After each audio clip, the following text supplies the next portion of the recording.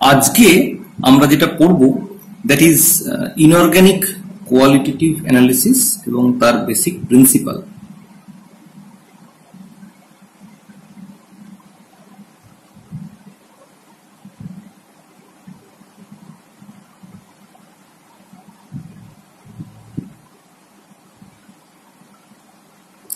এখন এই inorganic qualitative অ্যানালিসিসের যে বেসিক উদ্দেশ্যটা সেটা হচ্ছে detection or identification of individual elements or আয়ন্স entering into the chemical composition of A substance. তার মানে যদি আমাদেরকে একটা ইনঅর্গানিক মেটেরিয়াল প্রোভাইড করা হয় তাহলে তার মধ্যে কি কি অ্যানায়ন বা ক্যাটায়ন আছে সেটাকে আইডেন্টিফাই করা in qualitative way. That means not the quantitative amount but কি কি আয়ন প্রেজেন্ট আছে সেটাকে আইডেন্টিফাই করা। এখন এই কাজের জন্য বিভিন্ন মেথড আমরা অ্যাপ্লাই করতে পারি, দ্যাট মিনস কেমিক্যাল, ফিজিক্যাল বা ফিজিওকেমিক্যাল মেথড দিয়ে আমরা কোয়ালিটেটিভ অ্যানালিসিস করতে পারি। তবে আমাদের আজকের পড়ার যেটা উদ্দেশ্য সেটা হচ্ছে কেমিক্যাল মেথডে কিভাবে এই আয়নগুলোকে আইডেন্টিফাই করা যায় সেটাকে একটু বোঝার চেষ্টা করা। এখন এই ইনঅর্গানিক কোয়ালিটেটিভ অ্যানালিসিসের ক্ষেত্রে আমরা যেটা করে থাকি, যে আয়নগুলোকে আমাদের ডিটেক্ট করতে হবে সেগুলোকে আমরা অন্য কোনো একটা কম্পাউন্ডে কনভার্ট করি এবং তাদের ক্যারেক্টারিস্টিক প্রপার্টি থেকে আমরা তাদেরকে আইডেন্টিফাই করার চেষ্টা করি। আর এই কোয়ালিটেটিভ অ্যানালিসিসের ক্ষেত্রে আমরা যদি কেমিক্যাল মেথডে একটা আয়নকে আইডেন্টিফাই করতে চাই তাহলে তার ডিফারেন্ট প্রসিডিওর হতে পারে depending on the amount of the substance present. That means qualitative analysis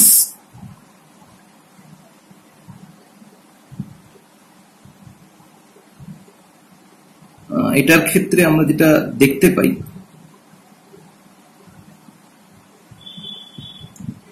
তিন রকম ভাবে বা রাদার চার রকম ভাবে আমরা করতে পারি।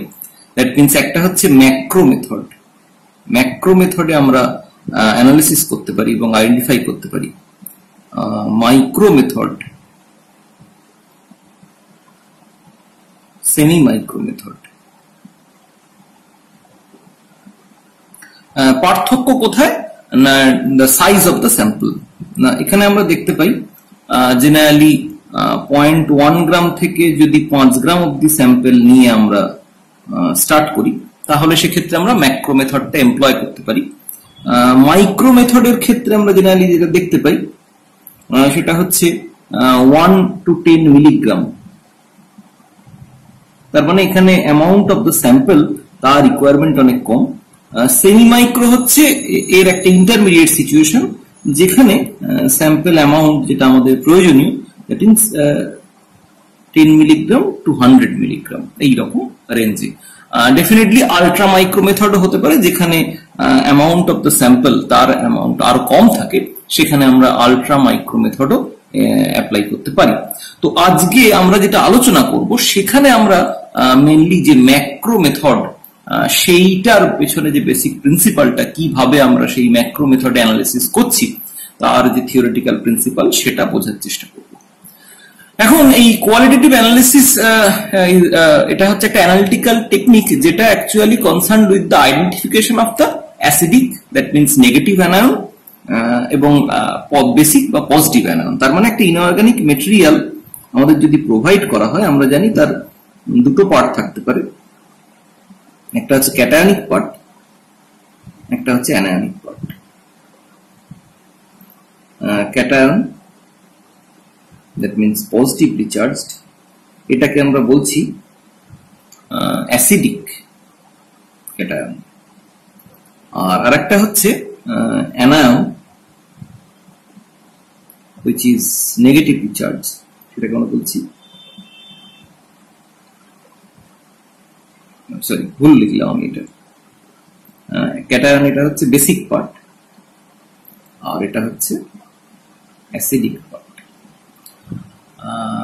জেনারেলি এটা বলার কারণ হচ্ছে তার কারণ আমরা ক্যাটায়ন গুলো যেগুলো আমরা ধরা যাক সোডিয়াম, পটাশিয়াম, এগুলো জেনারেলি বেসিক অক্সাইড তৈরি করে, আর অ্যানায়ন গুলো তারা ধরা যাক ফসফেট বা ক্লোরাইড, এগুলো জেনারেলি আমরা পাই হচ্ছে কোনো একটা অ্যাসিডের কাউন্টার অ্যানায়ন হিসেবে। HCl or H2SO4 এগুলোর কাউন্টার অ্যানায়ন হিসেবে আমরা সেগুলোর ডিসোসিয়েশন করে আমরা এই ধরনের অ্যানায়ন গুলো পেয়ে থাকি। সো সেই জন্য এগুলোকে অ্যানায়ন গুলোকে বলা হচ্ছে অ্যাসিডিক এবং ক্যাটায়ন গুলোকে বলা হচ্ছে বেসিক। তো আমরা এই ধরনের যখন আমাদের কোনো একটা ইনঅর্গানিক মেটেরিয়াল প্রোভাইড করা হচ্ছে তখন যেটা হতে পারে তার মধ্যে either single salt present,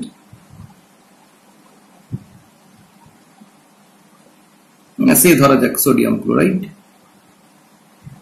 or multiple salt present.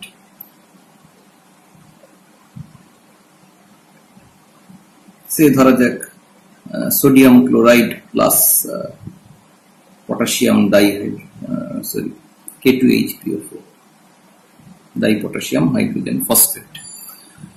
So এই ধরনের একটা মিক্সচার অফ সল্ট অথবা সিঙ্গেল সল্টে কি কি ক্যাটায়ন বা অ্যানায়ন রয়েছে তাদেরকে আইডেন্টিফাই করার চেষ্টা করব আমরা এই কোয়ালিটেটিভ অ্যানালিসিস এই মেথডে। এবং আমরা যে মেথডটা এখানে আমরা ফলো করব সেটা হচ্ছে দ্য ম্যাক্রো মেথডে আমরা কি করে এই ক্যাটায়ন বা অ্যানায়ন গুলোকে আইডেন্টিফাই করতে পারি। তাহলে যখন এই ধরনের একটা সিম্পল সল্ট আমরা যখন ওয়াটারে ডিজলভ করব আমাদের অ্যানালিসিসের জন্য, তখন এটা স্প্লিট আপ করে দুটো টাইপের চার্জ পার্টিকেল দেবে, একটা ক্যাটায়ন এবং একটা অ্যানায়ন। তার মানে ডিজলভড ইন ওয়াটার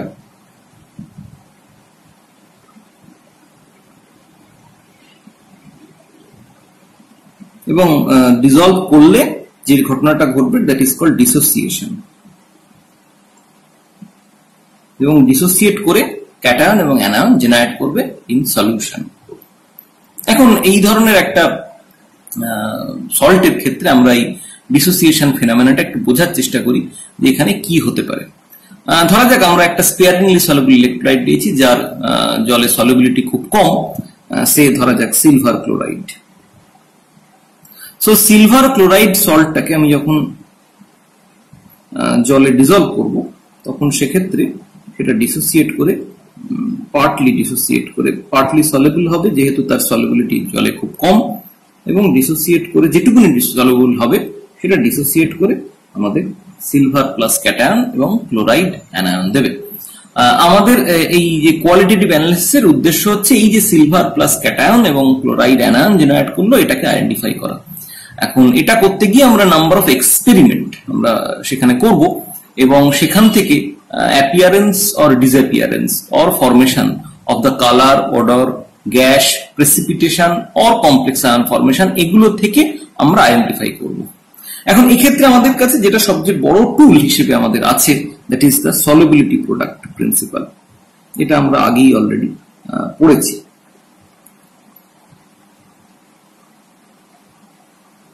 আমরা মেইনলি যে দুটো প্রিন্সিপাল ইউজ করে এখানে কাজ করব that is solubility product principle এবং common ion effect।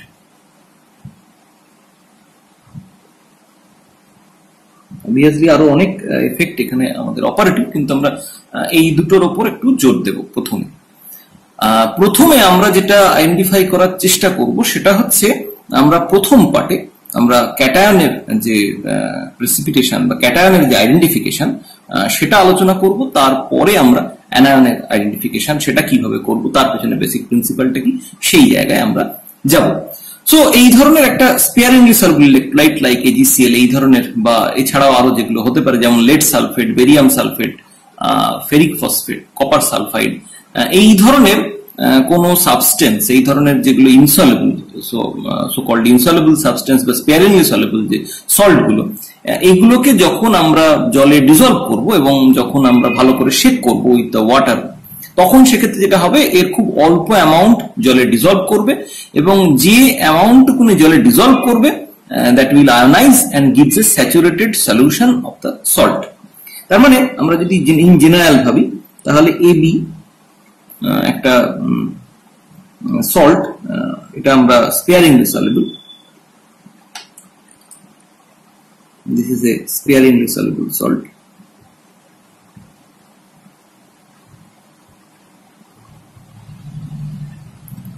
এটাকে আমরা জলে ডিজলভ করছি, জলে ডিজলভ করলে এর একটা স্মল পোর্শন সলিউবল হচ্ছে, তার মানে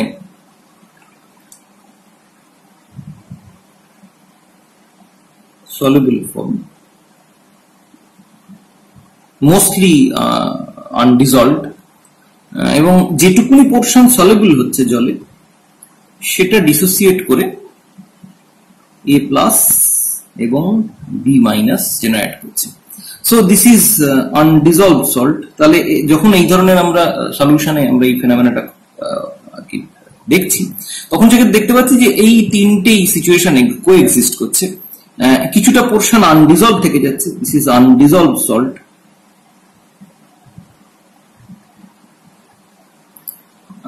এটা হচ্ছে ডিসলভড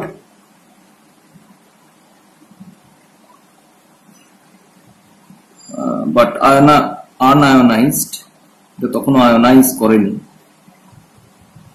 তারপরে সেটা আয়োনাইজ করছে। সো এই ধরনের যে সলিউশনটা, এটাকে আমরা বলছি একটা স্যাচুরেটেড সলিউশন। কারণ ম্যাক্সিমাম যতটা সলিউশনে ডিসলভ করা সম্ভব ছিল এই এবি, এই যে কেমিক্যালটা বা এই যে সল্টটা, সেটা ডিসলভ করে গেছে এবং বাকিটা আনডিসোসিয়েটেড কন্ডিশনে পড়ে আছে। এখন এখানে তাহলে ল অফ মাস অ্যাকশন অনুযায়ী আমি লিখতে পারি যে কে, that is the equilibrium constant, is equal to concentration of A minus into concentration of B minus by concentration of AB. এখানে আমরা অ্যাক্টিভিটি না লিখে কনসেন্ট্রেশন টার্মসে লিখলাম, because this is a very dilute solution, যেহেতু AB is a স্পেয়ারিংলি soluble electrolyte এবং তার খুব কম amount ওয়াটারে soluble হয়েছে। সো তাহলে আমরা যেটা দেখতে পাচ্ছি যে K is equal to concentration of A plus into concentration of B minus by concentration of AB. তাহলে আমি যেটা লিখতে পারি concentration of A plus into concentration of B minus is equal to K into concentration of AB. এখন এই যে AB, সেটা হচ্ছে এই আনআয়োনাইজ পার্ট, যেটা সলিউশনে ডিসলভ, আনডিসলভড এবং আনআয়োনাইজ পার্ট অফ AB, যেটা কন্ট্যাক্টে রয়েছে উইথ দ্য আয়োনাইজ পার্ট। তার মানে এই যে পোর্শনটা যেটা ডিসলভও করেনি এবং আয়োনাইজও হয়নি, এবং অবভিয়াসলি তার মানে সেটা হচ্ছে constant, concentration of the unionise part সেটা ডেফিনেটলি কনস্ট্যান্ট। তার মানে আমরা এইটাকে কনস্ট্যান্ট বলতে পারি। তার মানে এটাকেই আমরা বলেছি সলিবিলিটি প্রোডাক্ট। এখন এই জায়গায় তিনটে সিচুয়েশন আমরা অ্যারাইজ করতে পারি যেটা ঘটতে পারে। তার আগে আমরা এই ইকুয়েশনটা থেকে যেটা বলতে পারি যে in a saturated solution of a sparingly soluble salt or electrolyte, the product of ionic concentration is constant at a given constant temperature. That means this is called the ionic product. এখন তাহলে এইখানে তিনটে situation আমাদের ঘটতে পারে। কি কি situation? আমরা যদি সিম্পলি ইয়ে করি যে সিগনিফিকেন্স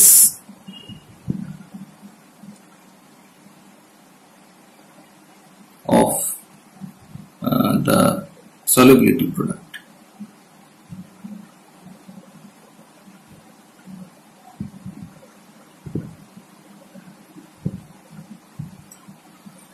সেটা হচ্ছে এক নম্বর, যখন when ionic product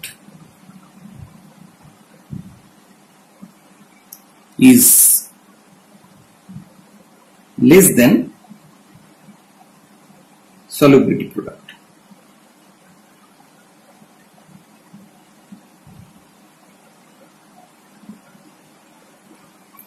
এটা একটা case, that means concentration of A plus and concentration of B minus এর যে product, that is less than KSP. এখন তাহলে সেই ক্ষেত্রে যেটা হবে, the solution is an unsaturated solution.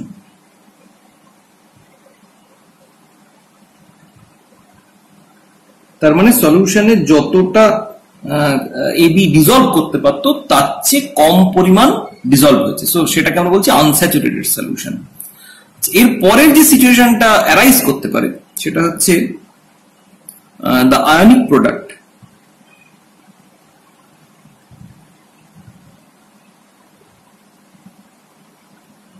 is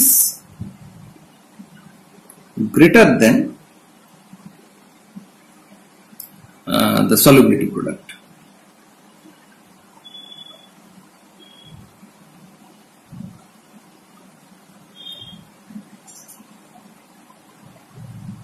That means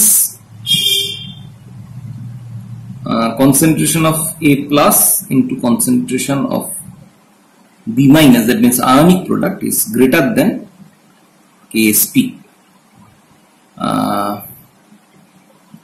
So the solution produced is a supersaturated solution. তার মানে যতটা ম্যাক্সিমাম সলিউশনে থাকতে পারতো তার চেয়ে বেশি অ্যামাউন্ট সলিউশনে present, and at this stage obviously যেটা ঘটবে, at this stage of solution, precipitation takes place.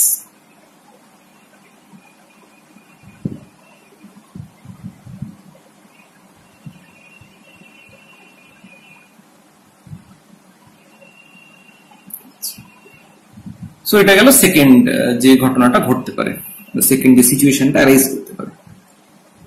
Third যেটা হতে পারে, when ionic product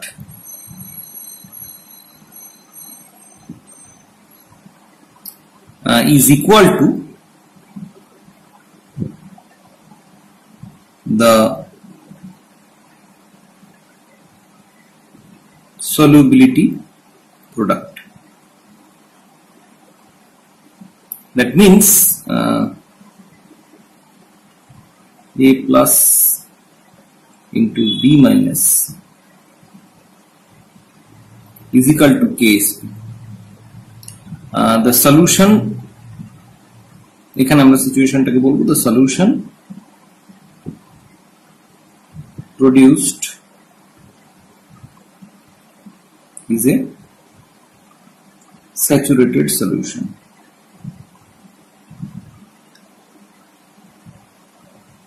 সো এই তিনটে সিচুয়েশন আমাদের অ্যারাইজ করতে পারে। এর সঙ্গে সঙ্গে আমরা যে প্রিন্সিপালটাকে ইউজ করব বলেছি, that is the common ion effect.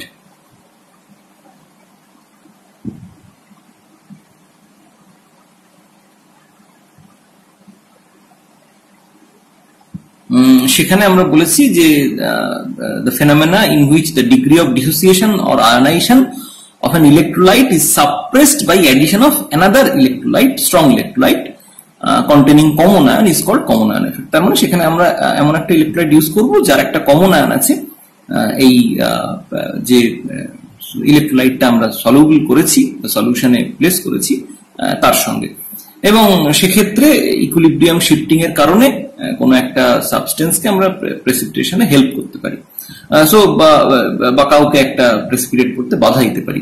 So এই যে প্রিন্সিপাল কমন আয়ন এফেক্ট এবং সলিবিলিটি প্রোডাক্টের প্রিন্সিপাল নিয়ে এখানে আর আমি খুব ডিটেলসে আলোচনা করবো না, তার কারণ অলরেডি সেটা আমরা আগে আলোচনা করে ফেলেছি। সো এই প্রিন্সিপাল দুটো ইউজ করে, সলিবিলিটি প্রোডাক্ট এবং কমন আয়ন এফেক্ট প্রিন্সিপাল দুটো ইউজ করে আমরা এখানে বুঝে নেওয়ার চেষ্টা করবো যে কি করে আমরা এই ক্যাটায়নগুলোকে সেগুলোকে আইডেন্টিফাই করার চেষ্টা করছি। তো সেইটা এবার আমরা একটুখানি দেখব। সো তাহলে আমরা যেটা এবার করব, that is the application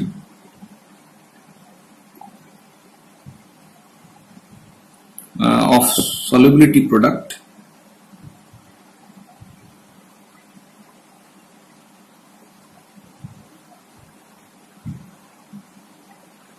and common ion effect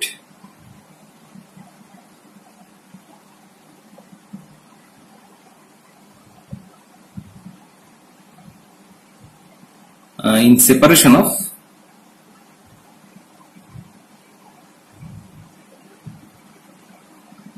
cations into groups.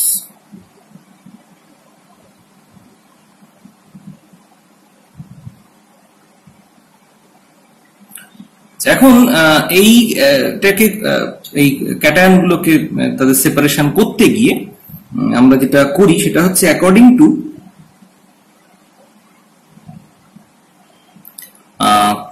their tendency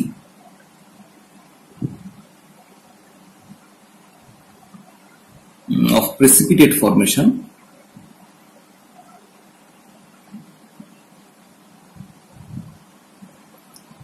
with particular group reagent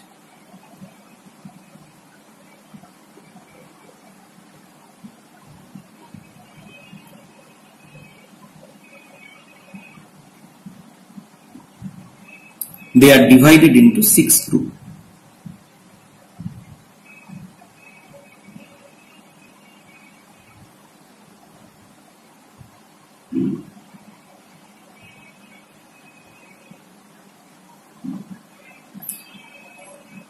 তার মানে যে ক্যাটায়নগুলোকে আমরা আইডেন্টিফাই করতে চাইছি প্রথমে তাদেরকে আমরা 6টা ব্রড ক্যাটাগরিতে ভাগ করব।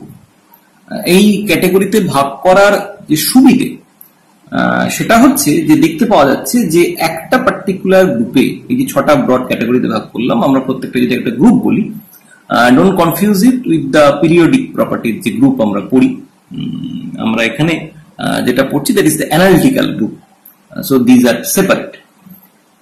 তো আমরা এখানে দেখতে পাচ্ছি যে একটা গ্রুপে যে ক্যাটায়ন গুলো প্রেজেন্ট রয়েছে তারা কোনো একটা পার্টিকুলার রিয়েজেন্টের রেসপেক্টে আইডেন্টিক্যাল ওয়েতে বিহেভ করে এবং অ্যাজ ওয়েল অ্যাজ তারা সিলেক্টিভলি প্রেসিপিটেটেড আউট হয় in presence of that reagent. ফলত আমরা ব্রডলি ক্যাটায়ন গুলোকে প্রথমে সেপারেট করে ফেলতে পারি 6টা ডিফারেন্ট গ্রুপে, তারপরে ডেফিনেটলি উইদিন দ্যাট গ্রুপ কোন ক্যাটায়ন প্রেজেন্ট সেগুলোকে আমরা আলাদা আলাদা রিয়াকশনের মাধ্যমে আইডেন্টিফাই করতে পারি। সো প্রথমে আমরা বুঝে নেওয়ার চেষ্টা করব যে এই যে 6টা ব্রড গ্রুপ সেই গ্রুপগুলো কি কি, প্রত্যেকটা গ্রুপে কোন কোন ক্যাটায়ন প্রেজেন্ট আছে এবং সেই ক্যাটায়ন গুলো কোন রিয়েজেন্টের প্রেজেন্সে প্রেসিপিটেটেড আউট হয়। আমরা প্রথমে আগে সেটা বুঝবো। এটা আমাদের একটা জিনিস খেয়াল রাখতে হবে যে আমাদের টার্গেট হচ্ছে যে কোনোভাবে এমন কোনো একটা reagent for that particular metal ion বা ক্যাটায়ন অ্যাড করা যাতে ionic product is greater than the solubility product. That means concentration of A into concentration of B must be greater than KSP. তার কারণ সেই সময় যে সলিউশনটা প্রডিউস হবে that is a super saturated solution এবং সেই স্টেজেই কিন্তু প্রেসিপিটেশন স্টার্ট হবে। সো প্রেসিপিটেশন স্টার্ট হলে আমরা সিম্পলি সেটাকে ফিল্টার করে নিয়ে বাকি সলিউশন থেকে সেপারেট আউট করে ফেলতে পারবো এবং সেপারেট আউট করে ফেলতে পারলে একটা গ্রুপের ক্যাটায়ন গুলো যদি সেপারেট আউট হয়ে যায় তাহলে ফিল্ট্রেটের মধ্যে যেটা পড়ে থাকবে সেটা হচ্ছে পরে যে সাকসেসিভ গ্রুপগুলো রয়েছে তাদের ক্যাটায়ন। এইভাবে প্রত্যেক স্টেজে প্রত্যেকটা গ্রুপের ক্যাটায়নকে আমি যদি সেপারেট আউট করে ফেলতে পারি তাহলে আমাদের আইডেন্টিফাই করতে সুবিধা হবে যে কোন ক্যাটায়ন আমাদের এই মিক্সচারে প্রেজেন্ট রয়েছে। তাহলে প্রথমে আমরা আগে দেখি যে কি কি গ্রুপ এখানে আমরা হয়েছে মানে বিভিন্ন ক্যাটায়নের ক্ষেত্রে এবং তাদের গ্রুপ রিয়েজেন্ট কি। তো প্রথমে আমরা যেটা দেখতে পাচ্ছি দ্যাট ইজ গ্রুপ 1। এর মধ্যে আছে আগে এখানে এগুলো লিখে ফেলি। Group 2, group 3A, group 3B,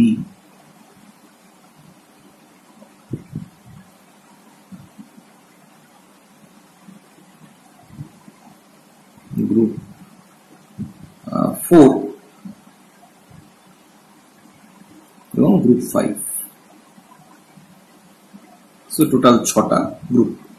আচ্ছা, গ্রুপ 1 এ যে ক্যাটায়ন গুলোকে প্লেস করা হয়েছে those are Ag+,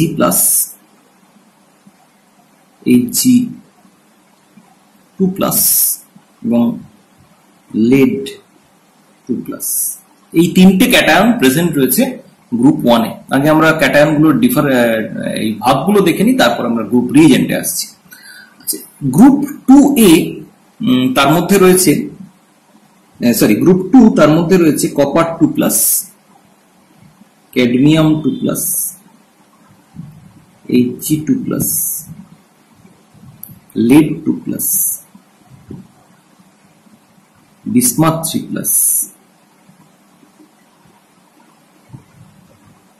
arsenic 3+, antimony 3+, এবং টিন 2+।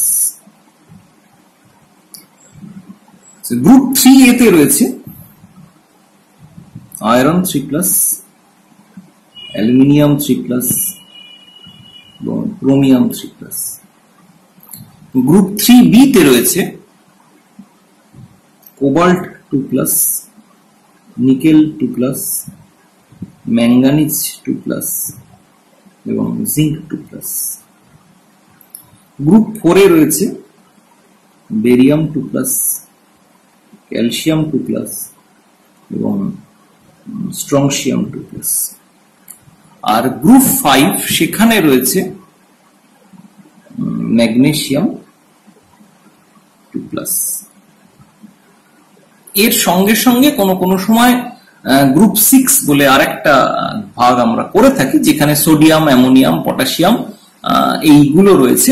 তবে এগুলোকে আলাদা গ্রুপ বলে আইডেন্টিফাই করাটা খুব একটা কনভিনিয়েন্ট নয়, তার কারণ এই গ্রুপ 6 বা সোকল্ড সোডিয়াম, পটাশিয়াম, অ্যামোনিয়ামের জন্য পার্টিকুলার কোনো গ্রুপ রিয়েজেন্ট নেই, এমন কোনো সাবস্টেন্স নেই যে সাবস্টেন্সটা দিলে যে রিয়েজেন্টটা অ্যাড করলে এরা তিনজনই সাইমালটেনিয়াসলি প্রেসিপিটেট হয়। সো সেই জন্য এটাকে আলাদা করে গ্রুপ বলে ক্যাটাগরাইজ আমরা ম্যাক্সিমাম ক্ষেত্রেই করি না, যেহেতু এদের কোনো কমন রিয়েজেন্ট আমরা নেই, যেটা কিন্তু এই গ্রুপগুলোর ক্ষেত্রে রয়েছে। সো সোডিয়াম, পটাশিয়াম এবং অ্যামোনিয়াম সেটাকে আলাদাভাবে আমাদের আইডেন্টিফাই করাটাই বেটার, তাদেরকে গ্রুপ হিসেবে ক্যাটাগরাইজ না করে। সো এবার যেটা চলে আসি সেটা হচ্ছে এদের গ্রুপ রিয়েজেন্ট কি কি। গ্রুপ রিয়েজেন্ট হিসেবে আমরা যেটা দেখতে পাচ্ছি গ্রুপ 1 এর ক্ষেত্রে, দ্যাট ইজ গ্রুপ রিয়েজেন্ট হচ্ছে ডায়ালুট HCl।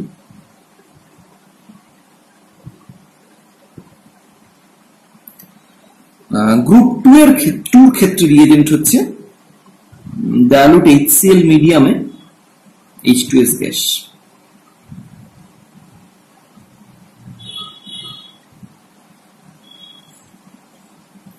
গ্রুপ 3A তার রিয়েজেন্ট হচ্ছে ammonium chloride plus ammonium hydroxide. Group 4 তার রিয়েজেন্ট হচ্ছে ammonium chloride plus ammonium hydroxide plus H2S gas.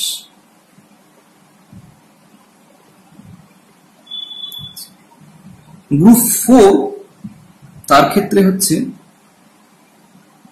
Ammonium hydroxide plus ammonium carbonate.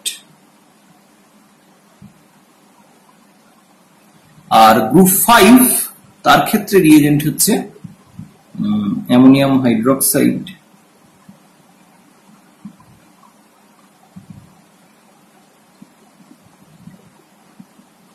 Plus disodium hydrogen phosphate.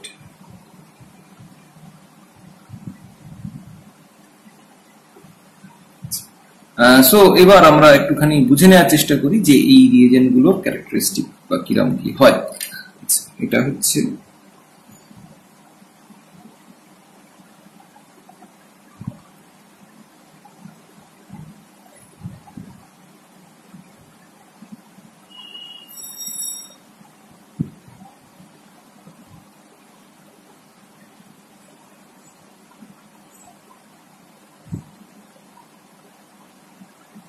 এগুলো হচ্ছে group reagent.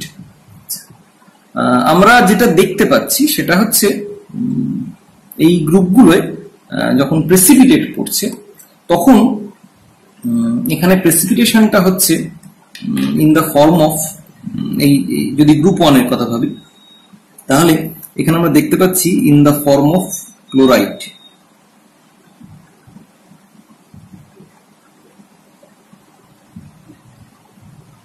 তিনটে ক্যাটায়নই chloride ফর্মে precipitate করছে। এখানে হচ্ছে অ্যাজ সালফাইড, এখানে আমরা দেখতে পাচ্ছি অ্যাজ হাইড্রোক্সাইড, এখানে অ্যাজ সালফাইড।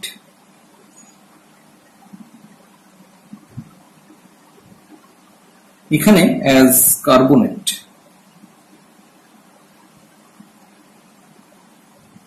এখানে হচ্ছে অ্যাজ ফসফেট।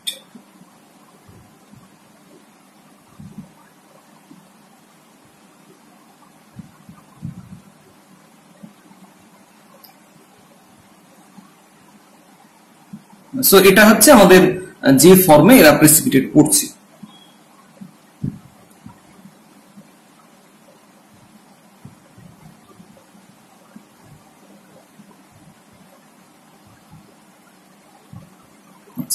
তো এইখানে এই গ্রুপের রেসপেক্টে কয়েকটা জিনিস এখানে আমাদের একটুখানি আমরা একটু কয়েকটা প্রশ্ন মানে কয়েকটা পয়েন্ট আমাদের নোট করার মতো।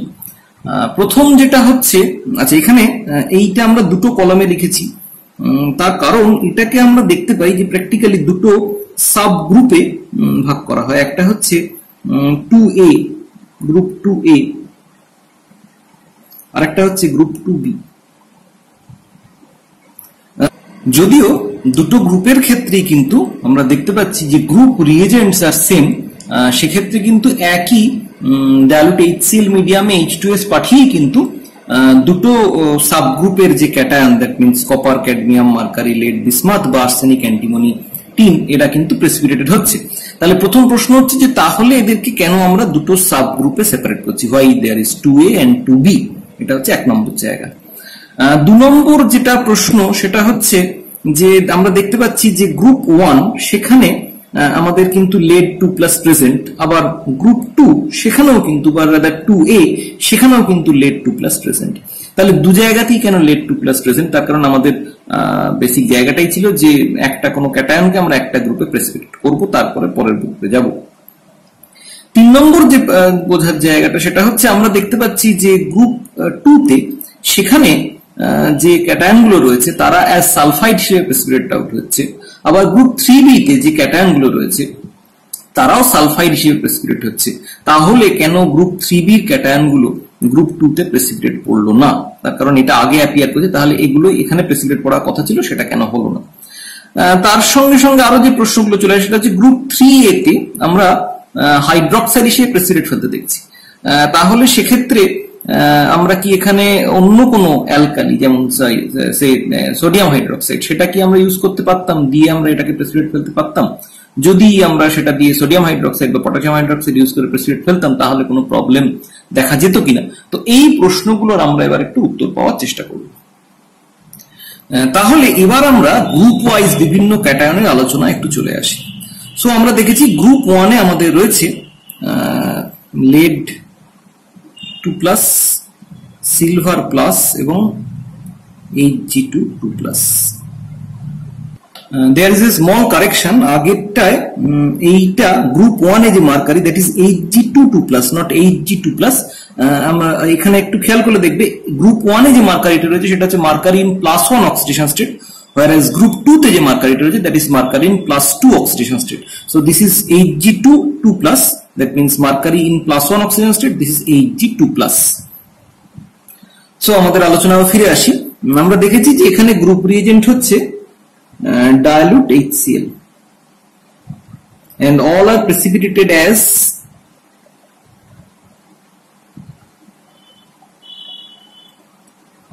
chloride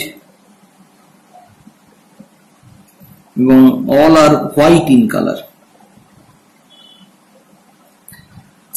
এখানে একটা জিনিস কিন্তু আমাদের একটু মাথায় রাখতে হবে, সেটা হচ্ছে আমরা কিন্তু যেটা ইউজ করছি that is dilute HCl, not concentrate HCl। তার মানে আমরা জানি যে আমাদের কোনো একটা সাবস্টেন্সকে প্রেসিপিটেট ফেলতে গেলে ধরা যাক M+ or Mn+, in general আমরা যদি লিখি, তো তার সঙ্গে আমরা ক্লোরাইড অ্যাড করছি, তো তার ফলে MClN প্রেসিপিটেট করছে। তাহলে আমরা যদি ক্লোরাইড কনসেন্ট্রেশন যদি আমরা ইনক্রিজ করতে পারি তাহলে সেক্ষেত্রে এদের আয়নিক প্রোডাক্ট, ক্যাটায়ন এবং অ্যানায়নের যে ionic product, that can easily exceed the solubility product. তাহলে আমাদের যে সাবস্টেন্স প্রোভাইড করা হয়েছে, যে ক্যাটায়ন আমাদের প্রোভাইড করা হয়েছে তার concentration more or less fixed. So তাহলে আমরা যদি অ্যানায়ন কনসেন্ট্রেশন বাড়াতে পারি তাহলে প্রেসিপিটেশন বিকাম ইজিয়ার, এটাই আমাদের জেনারেল প্রিন্সিপাল হওয়া উচিত। সো তাহলে আমরা যদি ডাইলুট HCl এর বদলে কনসেন্ট্রেট HCl ইউজ করতাম, দ্যাট মিন্স আমরা যদি ক্লোরাইড কনসেন্ট্রেশনটা ইনক্রিজ করে ফেলতে পারতাম, তাহলে কিন্তু হিসেব মতো আমাদের প্রেসিপিটেশনের সুবিধা হতো। কিন্তু আমরা কিন্তু এখানে কনসেন্ট্রেট HCl ইউজ করছি না, স্পেসিফিক্যালি কিন্তু ডাইলুট HCl ইউজ করছি। তার কারণ হচ্ছে যে দেখতে পাওয়া যায় যে lead 2+ সেটা ক্লোরাইডের সঙ্গে রিঅ্যাক্ট করে lead ক্লোরাইড তার হোয়াইট প্রেসিপিটেট দেয়, কিন্তু যদি এক্সেস ক্লোরাইড এখানে আমরা অ্যাড করি তাহলে সেক্ষেত্রে PbCl2 ক্লোরাইডের সঙ্গে ফার্দার রিঅ্যাক্ট করে PbCl4 2- কমপ্লেক্স অ্যানায়ন তৈরি করে, and being a ionic compound this is soluble in water, ফলত সেক্ষেত্রে কিন্তু আমাদের প্রেসিপিটেট পড়বে না। তো আমাদের জেনারেল প্রিন্সিপালটা ছিল এরকম যে আমরা গ্রুপ রিএজেন্ট গুলো অ্যাড করবো। আমরা যদি আবার ওই আগের ছবিটা বা আগের গ্রুপের যে পিকচারটা সেটা একটু দেখি তাহলে আমরা ক্লিয়ার হবে। আমি আর একবার বোঝানোর চেষ্টা করি সেটা। আমরা এখানে যেভাবে কাজ করব সেটা হচ্ছে গ্রুপ 1 এর রিএজেন্ট ডাইলুট HCl, ফলত ডাইলুট HCl দিলে গ্রুপ 1 এর যে ক্যাটায়ন গুলো সেগুলো প্রেসিপিটেটেড আউট হয়ে যাবে। পড়ে থাকবে হচ্ছে গ্রুপ 2 থেকে 5 অনওয়ার্ড যে ক্যাটায়ন গুলো আমার স্যাম্পলে প্রেজেন্ট রয়েছে সেগুলো। ফলত আমি যদি ফিল্টার করে নিই তাহলে ফিল্টারের মধ্যে বাকি গ্রুপগুলোর যে সাবস্টেন্স গুলো সেগুলো প্রেসিপিটেটেড, সেগুলো আমাদের পড়ে থাকবে, আর গ্রুপ 1টা প্রেসিপিটেট ফর্মে সেপারেট আউট হয়ে যাবে।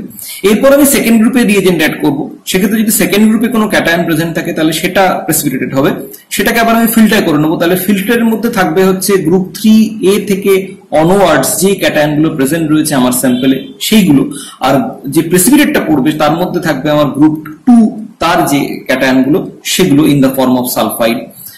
তারপরে আমরা সেই ফিল্টারের মধ্যে group 3A reagent, that means ammonium chloride ammonium hydroxide add করবো। সেক্ষেত্রে গ্রুপ 3A প্রেসিপিটেটেড হবে এবং সেটাকে আমরা ফিল্টার আউট করে সেপারেট আউট করে নেবো। এবং রেসিডিউতে তাহলে আমাদের পড়ে থাকবে গ্রুপ 3 এর ক্যাটায়ন গুলো এবং ফিল্টারের মধ্যে থাকবে গ্রুপ 3B অনওয়ার্ডস যে ক্যাটায়ন গুলো। তো এভাবে আমরা গ্র্যাজুয়ালি সেপারেট আউট করতে করতে যাব। তারপরে গ্রুপ 1 বা গ্রুপ 2 বা গ্রুপ 3 যে প্রেসিপিটেটটা আমরা পেলাম সেটাকে ইন্ডিভিজুয়ালি ট্রিট করে আমরা তার মধ্যে কোন ক্যাটায়নটা আমাদের পার্টিকুলারলি প্রেজেন্ট আছে সেটাকে আমরা বুঝতে পারবো। তো এই প্রসিডিওরে আমরা যাব। তার মানে আমাদের যদি গ্রুপ 1 এ lead 2+ প্রেসিপিটেট পড়ার কথা, সো lead 2+ যদি ক্লোরাইড ফর্মে কমপ্লেক্সড হয়ে PbCl4 2- ফর্ম করে সলিউশনে থেকে যায় তাহলে সেটা যে ফিল্ট্রেট সেখানে পাস করে যাবে, এবং সেক্ষেত্রে তাহলে গ্রুপ 2 তে যদিও সেখানে lead 2 আছে কিন্তু সেখানে অনেক লার্জ অ্যামাউন্টে প্রেসিপিটেট পড়বে এবং অন্য মেটাল আয়ন যদি প্রেজেন্ট থাকে তাহলে তার ডিটেকশনে সমস্যা তৈরি করতে পারে। সেই জন্য আমাদের কিন্তু চেষ্টা করতে হবে যতটা সম্ভব lead 2 গ্রুপ 1 এ প্রেসিপিটেট ফেলে দেওয়ার। তো সেই কারণে আমরা কিন্তু এখানে কনসেন্ট্রেট HCl কখনো ইউজ করতে পারবো না, ডাইলুট HCl ইউজ করবো, এবং যার ফলে lead ক্লোরাইড ফর্মে প্রেসিপিটেট করবে সেটা। আচ্ছা, এরপর আমরা চলে আসি গ্রুপ 2 এর কথায়। আচ্ছা, এখানে আমাদের রয়েছে copper, cadmium, mercury 2+, lead 2+, bismuth 3+, এবং টিন, অ্যান্টিমনি এবং আর্সেনিক 3+। এখন এদের প্রত্যেকের ক্ষেত্রেই রিএজেন্ট হচ্ছে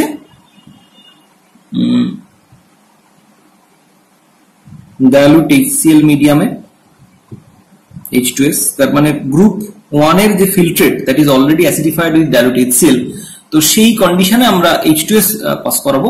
পাস করলে আমাদের এগুলো সালফাইড ফর্মে প্রেসিপিটেট পড়বে, প্রেসিপিটেটেড as sulfide, and all are black in color. All the sulfide precipitate is black.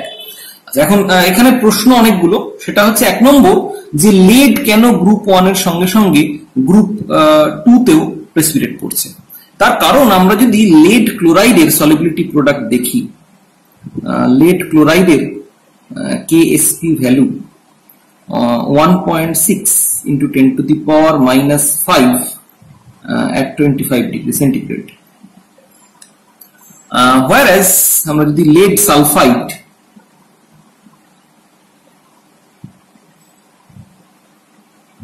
তার যদি সলিবিলিটি প্রোডাক্ট দেখি তাহলে সেটা হচ্ছে 9.04 into 10⁻⁻29 at 25 degree centigrade. So এখান থেকে আমরা যেটা দেখতে পাচ্ছি যে লেড ক্লোরাইডের KSP value is very low, আমরা জানি যে ভেরি হাই। সো আমরা জানি যে ম্যাক্সিমাম যে কনসেন্ট্রেশনের ওভার মানে তার চেয়ে বেশি থাকলে সেটা প্রেসিপিটেট করে, সেটা হচ্ছে দ্য সলিবিলিটি প্রোডাক্ট। তার মানে আয়নিক প্রোডাক্ট সলিবিলিটি প্রোডাক্টকে এক্সিড করে গেলে তবেই সেটা প্রেসিপিটেট করবে। তার মানে লেড ক্লোরাইড যে কনসেন্ট্রেশন অবধি, লেড এবং ক্লোরাইড আয়নের কনসেন্ট্রেশনের গুণফল অবধি সলিউশনে থাকতে পারবে সেটা হচ্ছে 10⁻⁻5 অর্ডারে। ওয়ারেস লেড সালফাইড সেটা কিন্তু লেড এবং সালফাইড আয়নের কনসেন্ট্রেশন গুণফল যখন 10⁻29 সেটাকে যখন এক্সিড করে যাবে তখন সেটা প্রেসিপিটেট করবে। তার মানে আমরা দেখতে পাচ্ছি যে লেড ক্লোরাইড কমপ্লিটলি প্রেসিপিটেটেড হওয়ার পরেও, যেহেতু লেড ক্লোরাইডের solubility product value is high in the order of 10⁻⁵, তার ফলে লেড ক্লোরাইড কমপ্লিটলি প্রেসিপিটেট হওয়ার পরেও গ্রুপ 1 এ সাফিসিয়েন্ট লেড আয়ন সলিউশনে প্রেজেন্ট থাকে যেটা লেড সালফাইড হিসেবে প্রেসিপিটেট করতে পারে। তার কারণ লেড সালফাইডের solubility product value is much lower compared to lead chloride. তাহলে lead chloride precipitate হওয়ার পরও যেটুকুনি lead 2+ আয়ন সলিউশনে পড়ে থাকছে সালফাইড আয়নের কনসেন্ট্রেশনের সালফাইড আয়নের কন্ট্যাক্টে এসে সেটা কিন্তু lead সালফাইড হিসেবে প্রেসিপিটেট করে যেতে পারে। সেই জন্য আমরা দেখতে পাচ্ছি যে lead কিন্তু গ্রুপ 1 এবং গ্রুপ 2 দুটো জায়গাতেই প্রেজেন্ট রয়েছে। এটা হচ্ছে 1 নম্বর। 2 নম্বর যে প্রশ্নটা, এটাকে মিন্স গ্রুপ 2 কে আমরা কেন দুটো সাব গ্রুপে 2A এবং 2B তে ভাগ করলাম? তার কারণ হচ্ছে আমরা যদি খেয়াল করে দেখি তাহলে দেখব যে গ্রুপ 2A তে যে ক্যাটায়ন গুলো রয়েছে তারা অক্সিডাইজেবল নয়, that means they are in their highest possible oxidation state. এখানে অবশ্য একটা প্রশ্ন আছে, সেটা হচ্ছে লেড বা বিসমাথ, যদিও তাদের লেডের ক্ষেত্রে 4+ বা বিসমাথের ক্ষেত্রে 5+ অক্সিডেশন স্টেট অ্যাচিভ করা সম্ভব, কিন্তু আমরা জানি যে due to relativistic effect lead 4+ বা bismuth 5+ অ্যাচিভ করা খুব ডিফিকাল্ট। সো এবং they are unstable in that oxidation state, they are strongly oxidising এবং ইজিলি রিডিউস হয়ে যায়। কিন্তু আমরা দেখতে পাচ্ছি যে গ্রুপ 2B তে যে ক্যাটায়ন গুলো রয়েছে, দ্যাট মিন্স tin 2+ অ্যান্টিমনি 3+ এবং আর্সেনিক 5+, তারা কিন্তু তাদের হায়ার অক্সিডেশন স্টেটে তাদের পক্ষে নিয়ে যাওয়া সম্ভব, দ্যাট মিন্স tin 4+ অ্যান্টিমনি 5+ এবং আর্সেনিক 5+। সো তার ফলে এদেরকে একটা আলাদা সাবগ্রুপ করা যায়, তার কারণ এতগুলো ক্যাটায়ন একসঙ্গে প্রেসিপিটেট করলে তাদেরকে ডেফিনেটলি ডিফারেন্সিয়েট করা মুশকিল যদি সবাই প্রেজেন্ট থাকে। তো সেক্ষেত্রে এই সাবগ্রুপটা করা হয়েছে, তার কারণ এটাকে আমরা যদি অ্যামোনিয়াম পলিসালফাইড দিয়ে ট্রিট করি তাহলে সেক্ষেত্রে এদেরকে অক্সিডাইজ করা সম্ভব। NH4 This is an oxidizing agent এবং এর প্রেজেন্সে আইদার থায়ো অ্যান্টিমোনেট বা থায়ো আর্সেনাইট এই ধরনের বা থায়োস্ট্যানেট এগুলো তৈরি হয়। দ্যাট মিন্স NH4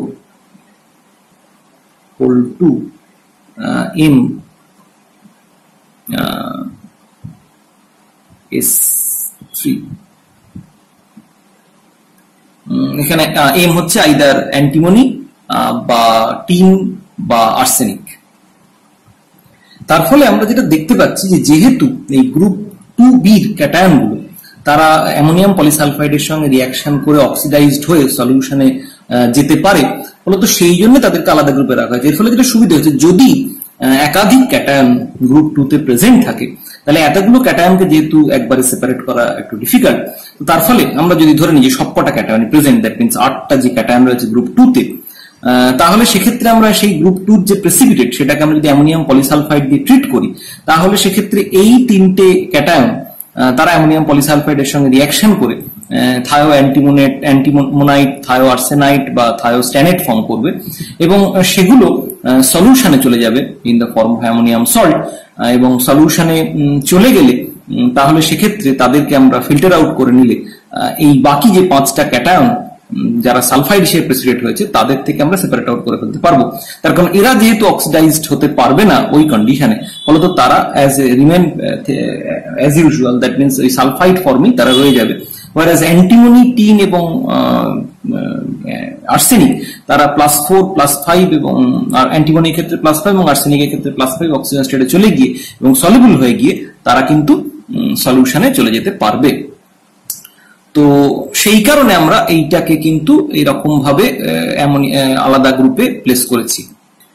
এখানে আর একটা আমাদের ফর্মুলা একটু লিখতে হবে, যদি অ্যান্টিমনি +5 অক্সিজেন স্টেটে বা আর্সেনিক +5 অক্সিজেন স্টেটে থাকে, তাহলে সেক্ষেত্রে ফর্মুলাটা হবে MS4, whereas MS3 হবে যখন এমটা হচ্ছে টিন +3 অক্সিজেন স্টেট। সো তার ফলে আমরা দেখতে পাচ্ছি যে এই ধরনের ইভেন আর্সেনিক বা অ্যান্টিমনি তারাও +3 অক্সিজেন স্টেটেও সলিউশনে যেতে পারে by on treatment with ammonium polysulphide. So তার ফলে আমরা দেখতে পাচ্ছি যে এদেরকে একটা 2B বলে একটা সাবগ্রুপ করা হয়েছে, যদিও grossly they are all under the group 2, তার কারণ তারা প্রত্যেকেই সালফাইড ফর্মে প্রেসিপিটেট করছে। থার্ড যে প্রশ্নটা গ্রুপ 2 এর ক্ষেত্রে অ্যাপিয়ার করে সেটা হচ্ছে গ্রুপ 3B ক্যাটায়ন গুলো কেন এখানে গ্রুপ 2 এর সঙ্গে, যেহেতু দুজনেই সালফাইড হিসেবে প্রেসিডেট করছে, তাহলে এখানে কেন প্রেসিডেট করলো না সেইটার আলোচনা আমরা আসবো যখন আমরা গ্রুপ 3B ক্যাটায়ন গুলো নিয়ে আলোচনা করব। তার আগে আমরা মুভ করে যাই গ্রুপ 3A এর ক্যাটায়ন এবং তার রিএজেন্ট সংক্রান্ত আলোচনায়। সো গ্রুপ 3A তে রয়েছে আয়রন, অ্যালুমিনিয়াম এবং ক্রোমিয়াম। এখানে গ্রুপ রিএজেন্ট হচ্ছে ammonium chloride, ammonium hydroxide. Obviously এই গ্রুপ 3 তে প্রসিড করার আগে আমরা যে ফিল্ট্রেট নিয়ে প্রসিড করছি, গ্রুপ 2 এর ফিল্ট্রেট, সেখানে H2S রয়েছে এবং অ্যামোনিয়াম হাইড্রোক্সাইড, অ্যামোনিয়াম ক্লোরাইড মিডিয়ামে H2S পাস করালে গ্রুপ 3B প্রসিড পড়ে যেতে পারে। তো সেই জন্য গ্রুপ 2 থেকে গ্রুপ 3A তে যখন আমরা প্রসিড করব তখন সেক্ষেত্রে আগে সলিউশনটাকে বয়েল করে নিতে হয় to remove the H2S। Otherwise সলিউশনে যদি H2S থেকে যায় তাহলে সেক্ষেত্রে কিন্তু গ্রুপ 3 এর সঙ্গে সঙ্গে গ্রুপ 3B প্রেসিডেট পড়ে যেতে পারে। তার কারণ গ্রুপ 3B রিএজেন্ট যেহেতু অ্যামোনিয়াম ক্লোরাইড, অ্যামোনিয়াম হাইড্রোক্সাইড মিডিয়ামে H2S। সো গ্রুপ 2 এর যে ফিল্ট্রেট সেখানে H2S টাকে আগে তাড়িয়ে নিয়ে তারপরে আমরা গ্রুপ 3 এর জন্য প্রসিড করব। তো গ্রুপ 3 তে আমরা যে রিএজেন্ট অ্যাড করব সেটা হচ্ছে অ্যামোনিয়াম ক্লোরাইড, অ্যামোনিয়াম হাইড্রোক্সাইড এবং এখানে এই ক্যাটায়ন গুলো প্রেসিপিটেটেড অ্যাজ হাইড্রোক্সাইড।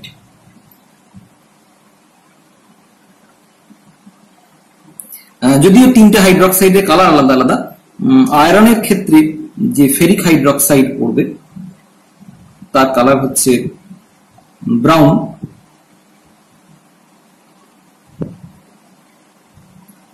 অ্যালুমিনিয়ামের ক্ষেত্রে যে অ্যালুমিনিয়াম হাইড্রোক্সাইড পড়বে তার কালার হচ্ছে হোয়াইট,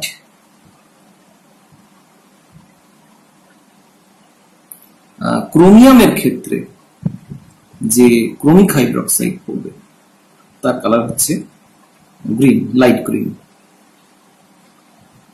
সো এই তিনটে ফর্মে এরা প্রেসিপিটেট করছে, তিনটেই হাইড্রোক্সাইড পাবে, তিনটে ডিফারেন্ট কালারে প্রেসিপিটেট করছে। এখন প্রশ্ন হচ্ছে যে এখানে আমরা অ্যামোনিয়াম ক্লোরাইড, অ্যামোনিয়াম হাইড্রোক্সাইড কেন অ্যাড করছি? শুধু অ্যামোনিয়াম হাইড্রোক্সাইড অ্যাড করতে পারতাম, অথবা আমরা অন্য কোনো স্ট্রং যে অ্যালকালি যেগুলো আরো বেশি হাইড্রোক্সাইল আয়ন কনসেন্ট্রেশন প্রোভাইড করতে পারবে আমরা সেটাও ইউজ করতে পারতাম, লাইক NaOH। তো সেটা কেন করছি না? সেকেন্ড প্রশ্নটার উত্তর আগে দিই না, আমরা যদি এখানে সোডিয়াম হাইড্রোক্সাইডের মতো কোনো অ্যালকালাইন সাবস্টেন্স ইউজ করতাম তাহলে যেটা প্রবলেম 1 নম্বর হতে পারত সেটা হচ্ছে অ্যালুমিনিয়াম 3+, সেটা আমরা জানি যে হাইড্রোক্সাইল আয়নের সঙ্গে রিঅ্যাক্ট করে অ্যালুমিনিয়াম হাইড্রোক্সাইড প্রেসিপিটেট করে, কিন্তু এক্সেস অ্যালকালির সঙ্গে রিঅ্যাক্ট করে অ্যালুমিনেট ফর্ম করে। সো তার ফলে অ্যালুমিনেট যদি ফর্ম করে তাহলে সেটা সলিবল কন্ডিশনে চলে যাবে। So this is one problem strong alkali use করার এগেনস্টে, তারা সেই জন্য আমরা স্ট্রং অ্যালকালি ইউজ করতে পারছি না। এটা 1 নম্বর কারণ। আরো একটা কারণ আছে, সেটা আমরা আসছি।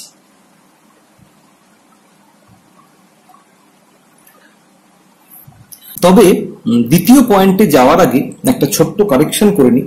আমরা গ্রুপ 2 এর প্রেসিপিটেটের ক্ষেত্রে বলেছিলাম গ্রসলি প্রেসিপিটেটেড অ্যাজ ব্ল্যাক কালার, তবে এই গ্রুপ 2 তে যে প্রেসিপিটেট পড়ে তাদের সবকটার সালফাইডের কালার ব্ল্যাক নয়। এখানে আমরা দেখতে পাই যে copper, mercury, that means mercuric, lead এবং বিসমাথ, এদের যে সালফাইড তাদের কালার হচ্ছে ব্ল্যাক।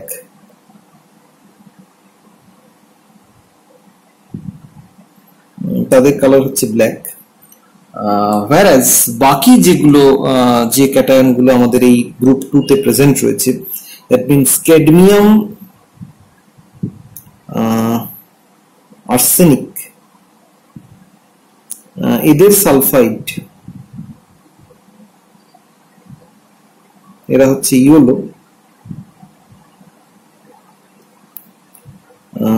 অ্যান্টিমনি সালফাইড তার কালার হচ্ছে অরেঞ্জ,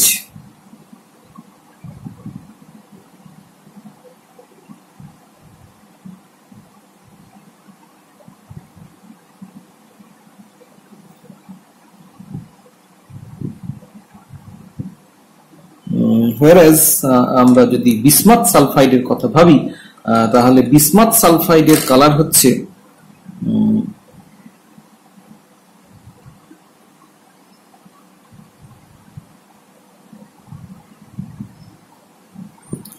বিসমাথ সালফাইডের কালার হচ্ছে লাইট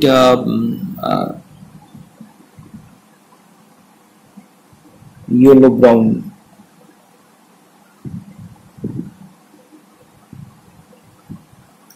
সো তার ফলে আমরা দেখতে পাচ্ছি যে সবগুলো সালফাইডের কালার ব্ল্যাক নয়, বাট গ্রসলি মানে majority of the sulphide, that means majority of the cationic sulphide, copper, mercury, lead এবং বিসমাথ, সরি এটা বিসমাথ নয়, লাস্টেরটা এটা, sorry this is স্টিন,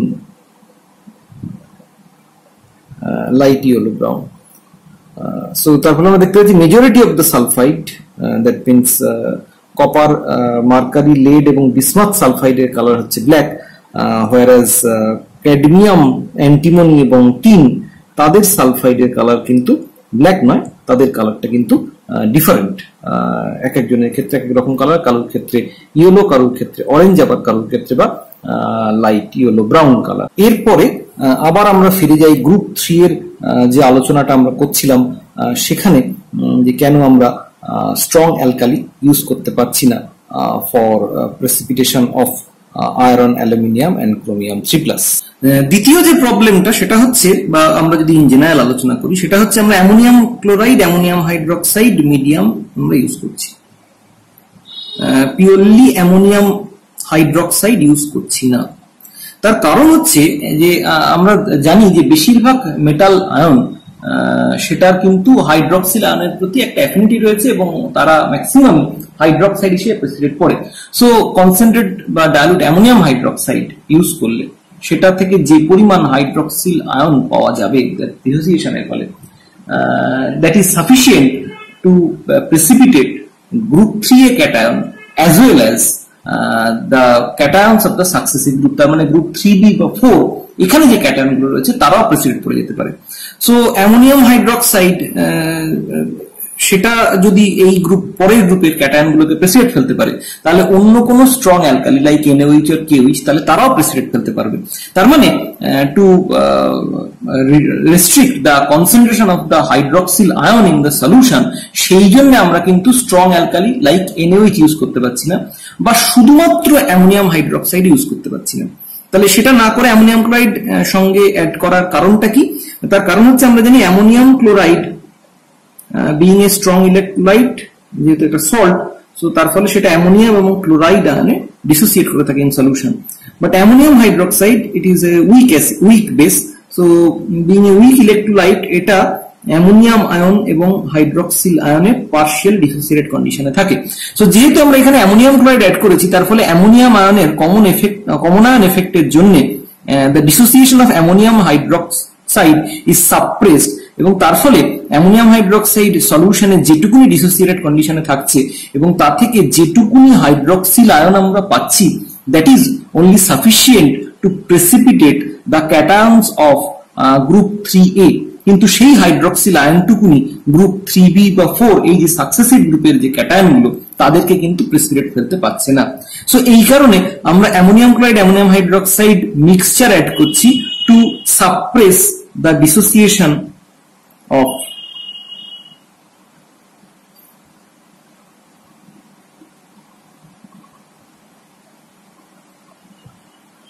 ammonium hydroxide, যাতে হাইড্রক্সিল আয়নের কনসেন্ট্রেশনটা কম থাকে এবং কেবলমাত্র গ্রুপ 3A ক্যাটায়নই প্রেসিপিটেট করে, সাকসেসিভ গ্রুপগুলো প্রেসিপিটেট না করে।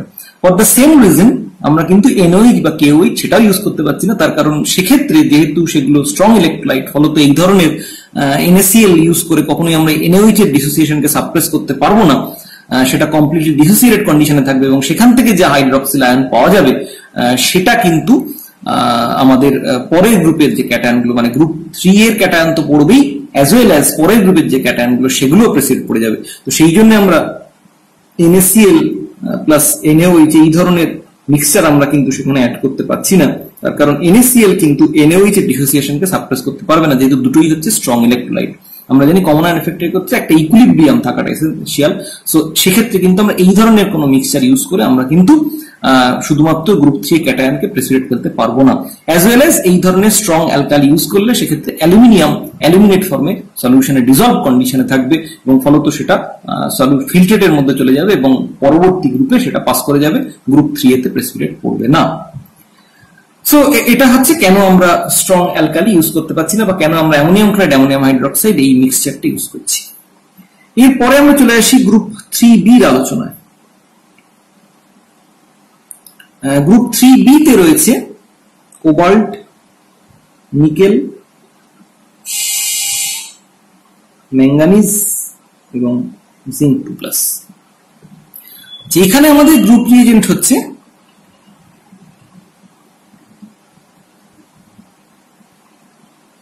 অ্যামোনিয়াম হাইড্রোক্সাইড মিডিয়ামে H2S। তার মানে গ্রুপ 3 এর যে ফিল্ট্রেট তার মধ্যে H2S গ্যাস পাস করানো এবং প্রত্যেকটাই প্রেসিপিটেটেড হবে অ্যাজ সালফাইড।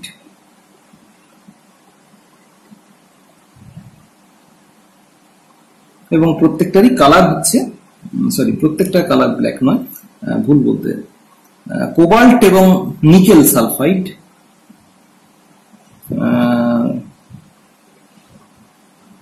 তারা হচ্ছে দুজন ব্ল্যাক। ম্যাঙ্গানিজ তার সালফাইড সেটা হচ্ছে ফ্লেশ কালার।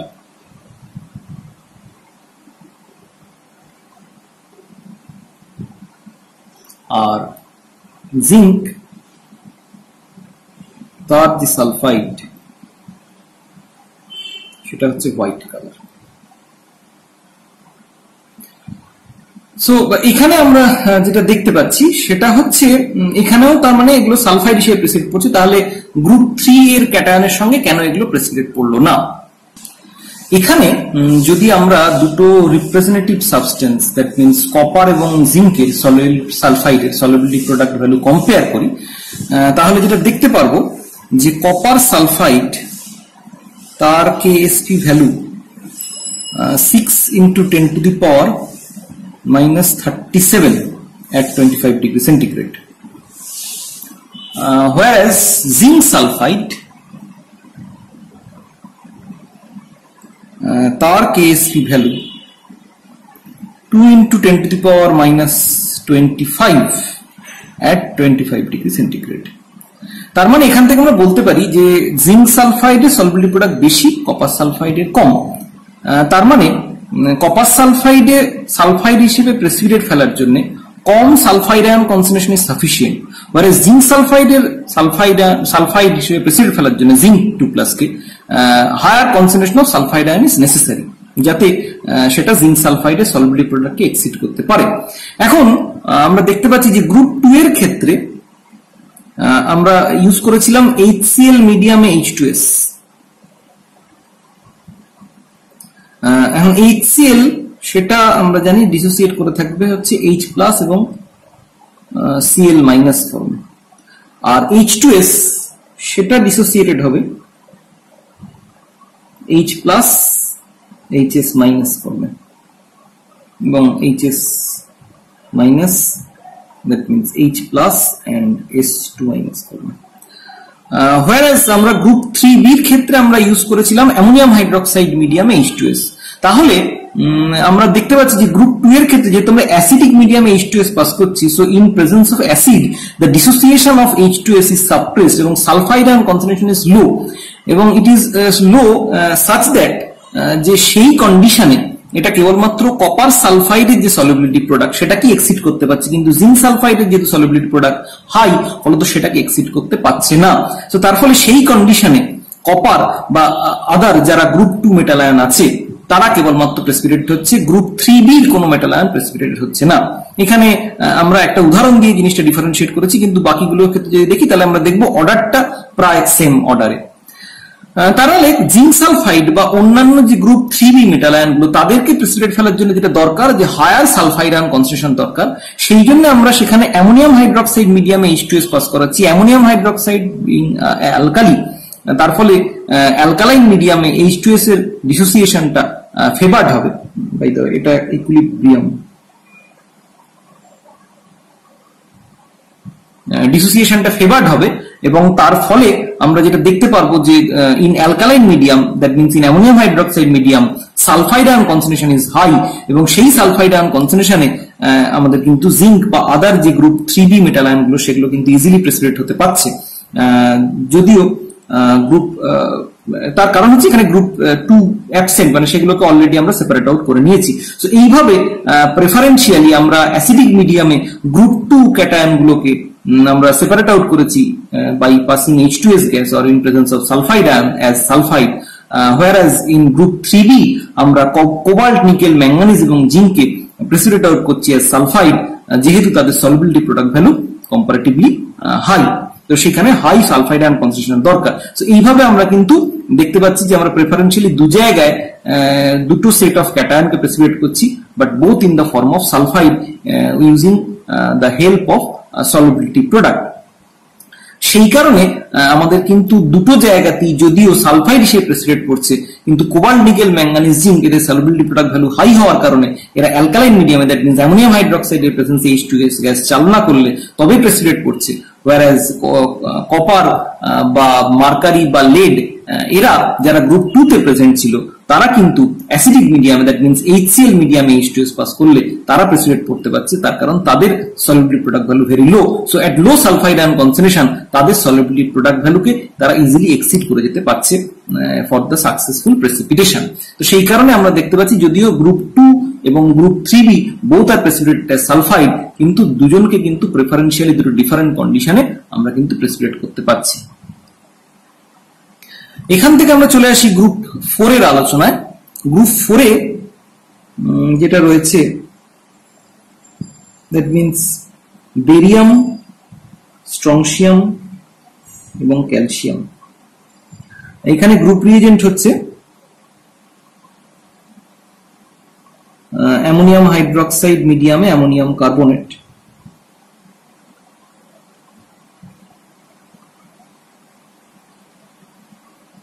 এবং all are precipitated as carbonate।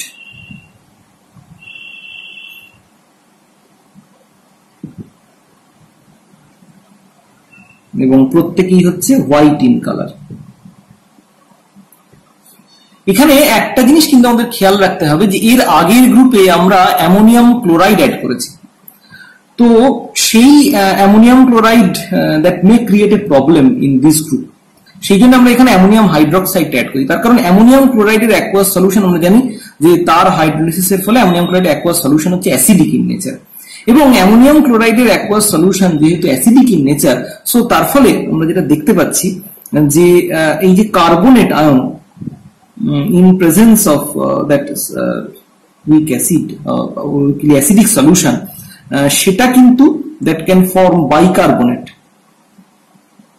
এখন আমরা দেখতে পাচ্ছি যে এই গ্রুপে সবকটা মেটাল আয়ন কার্বনেটের সঙ্গে ইন্টারঅ্যাক্ট করে মেটাল কার্বনেট হিসেবে প্রেসিপিটেট হচ্ছে, কিন্তু এই যে বাইকার্বনেট যদি ফর্মেশন হয়ে যায় তাহলে সেক্ষেত্রে কিন্তু bicarbonate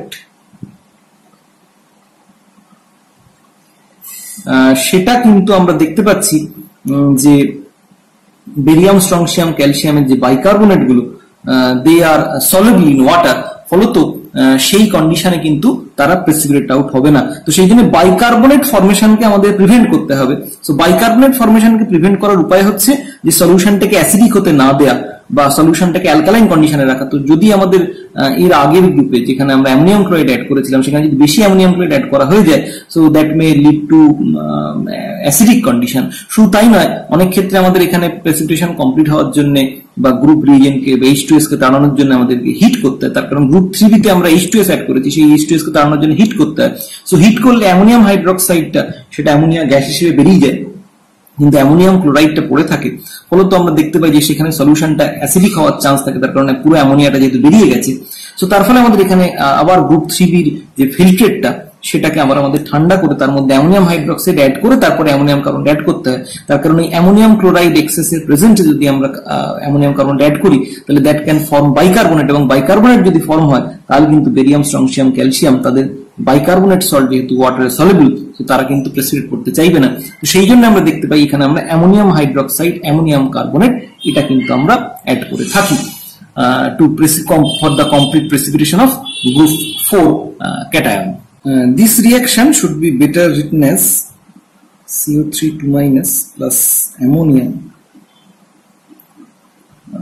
NH3 plus HCO3-.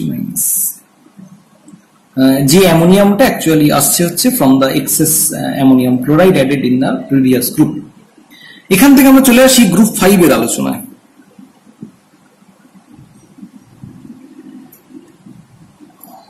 Group 5 এ রয়েছে হচ্ছে ম্যাগনেসিয়াম 2+, সেখানে আমাদের গ্রুপ রিএজেন্ট হচ্ছে ammonium, group reagent ammonium chloride plus ammonium hydroxide plus disodium hydrogen phosphate. So এখানে আমরা দেখতে পাচ্ছি যে magnesium precipitated as magnesium ammonium phosphate, which is white in color. এখানে আমরা অ্যামোনিয়াম ক্লোরাইড অ্যাড করছি। Ammonium chloride is to prevent the precipitation of magnesium hydroxide. সেই জন্য আমরা এখানে অ্যামোনিয়াম ক্লোরাইড অ্যাড করি। Otherwise in presence of disodium hydrogen phosphate magnesium ammonium phosphate হিসেবে এটা প্রেসিপিটেট করে, তার কারণে ওয়াটারের সলিবিলিটি খুব কম। এখানে একটা জিনিস অবশ্য একটুখানি খেয়াল রাখা ভালো যে disodium hydrogen phosphate is this reagent is not very specific for magnesium, যে কেবলমাত্র ম্যাগনেসিয়াম থাকলেই যেটা প্রেসিপিটেট ফেলবে তা নয়। Phosphate being a larger anion, so it can precipitate if the other metal ions present, except sodium, potassium, ammonium, যদি অন্যান্য cation গুলো প্রেজেন্ট থাকে তাহলেও সেগুলো ফসফেটের প্রেজেন্সে প্রেসিপিটেট করতে পারে। কিন্তু যেহেতু আমরা এখানে বাকি সব ক্যাটায়নকে সেপারেট আউট অলরেডি করে নিয়েছি বাই দ্য গ্রুপ রিএজেন্ট, সেই জন্য আমরা দেখতে পাই যে এখানে কিন্তু ম্যাগনেসিয়াম ছাড়া অন্য কোনো কারো প্রেসিপিটেট পড়ার চান্স থাকে না। আচ্ছা, এছাড়া যে ক্যাটায়ন গুলো আমাদের রয়েছে that is sodium ion, potassium ion এবং অ্যামোনিয়াম আয়ন, আমরা বলেছি যে এই তিনটে আয়নের জন্য ক্যাটায়নের জন্য কোনো স্পেসিফিক রিএজেন্ট নেই, এদেরকে ইন্ডিভিজুয়ালি আলাদা আলাদা ভাবে আমাদের ট্রিট করতে হয়। সো পটাশিয়াম আয়নের জন্য যেটা আমরা করে থাকি দ্যাট মিনস সেখানে যে রিএজেন্ট আমরা ইউজ করি সেটা হচ্ছে Na3CONO2(6). This should be used in excess, and this is called sodium cobaltinitrite.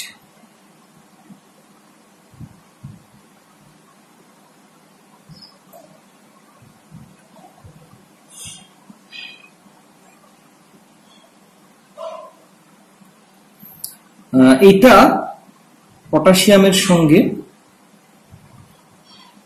Sodium, potassium, cobaltinitrite form করে প্লাস 2Na+, এবং this is insoluble, this is yellow in colour and insoluble in acetic acid.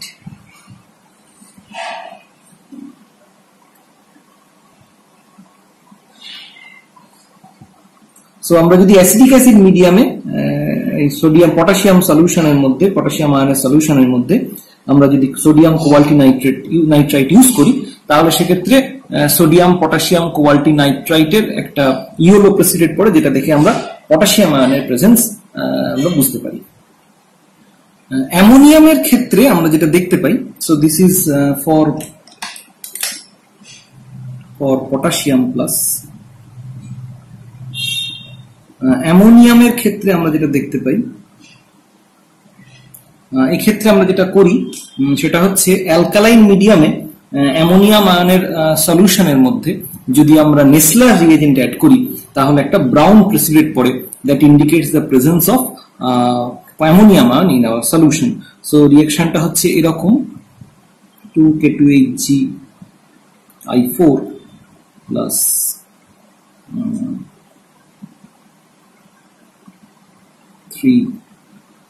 3KOH plus ammonia. Actually অ্যামোনিয়াটা produce হচ্ছে by the action of alkali on ammonium salt আর ammonium ion present in the solution.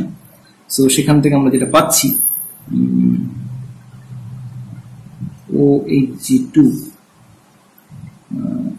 NH2I plus 7Ki plus 2H2O।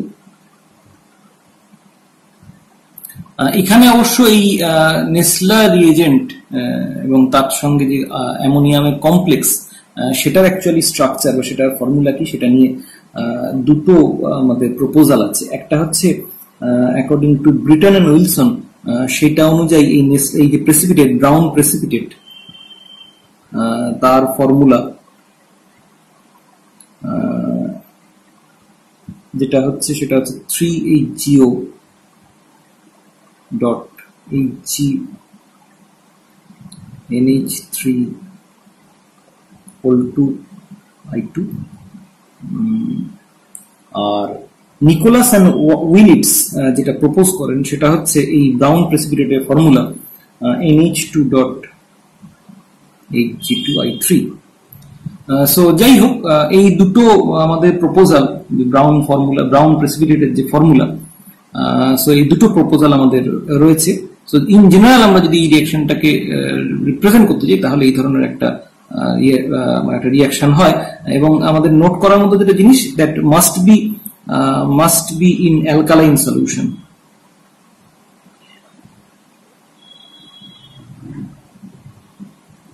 তার কারণ alkaline সলিউশনে যদি রিঅ্যাকশনটা করা না হয়, তাহলে কিন্তু এই যে NH3, অ্যামোনিয়াম আয়ন থেকে NH3, এটা কিন্তু তৈরি হতে পারবে না, এবং NH3 তৈরি না হলে এই রিঅ্যাকশনটা কিন্তু হবে না। So that must occur in alkaline solution. Sodium আয়নের ক্ষেত্রে আমরা যেটা দেখতে পাই, সোডিয়াম আয়নকে জেনারেলি আমাদের অ্যাসিটিক অ্যাসিড মিডিয়ামে জিঙ্ক ইউরানিল অ্যাসিটেট দিয়ে ট্রিট করলে আমরা সেক্ষেত্রে একটা ইয়েলো প্রেসিপিটেট পাই, এবং এই রিএজেন্টটা more or less selective for sodium ion.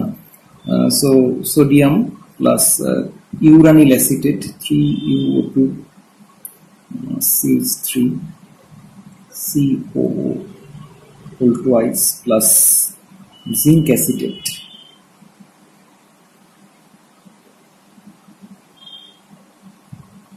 plus acetic acid।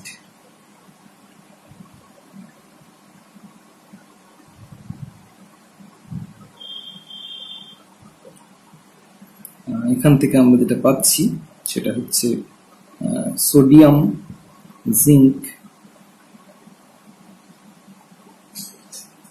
ইউরানিল acetate plus H plus. So concentrate acetic acid মিডিয়ামে যদি আমরা এই রিঅ্যাকশনটা পারফর্ম করি, তাহলে আমরা দেখতে পাই যে একটা ইয়েলো প্রেসিপিটেট পড়ে, which is মোরলেস selective for sodium ion.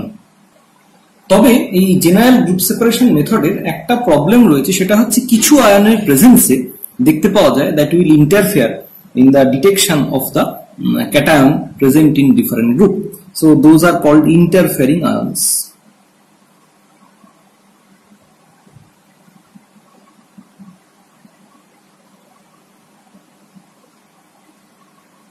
So এর মধ্যে যেগুলো রয়েছে সেগুলো হচ্ছে ফ্লোরাইড,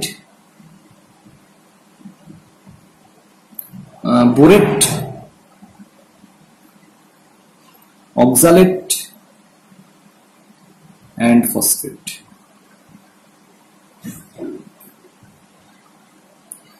দেখতে পাওয়া যায় যে যদি এই অ্যানায়নগুলো ক্যাটায়নের সঙ্গে সঙ্গে প্রেজেন্ট থাকে তাহলে দে form insoluble compounds with the metal ions of the latter group. latter group বলতে কোনটা? আমরা দেখতে পাই যখনই আমরা গ্রুপ 2 থেকে অনওয়ার্ডস প্রসিড করি,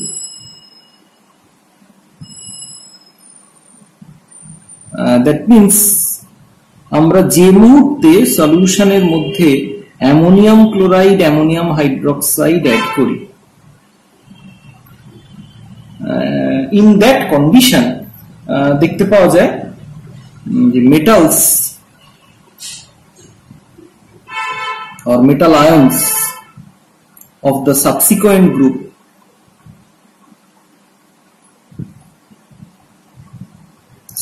means 3A onwards group will also be precipitated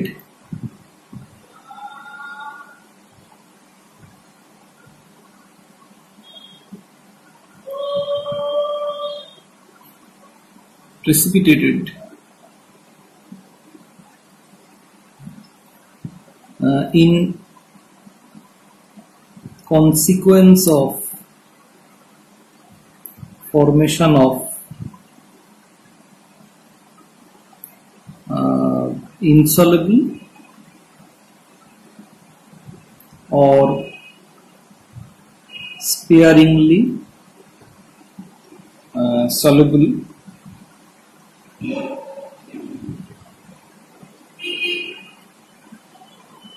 precipitate.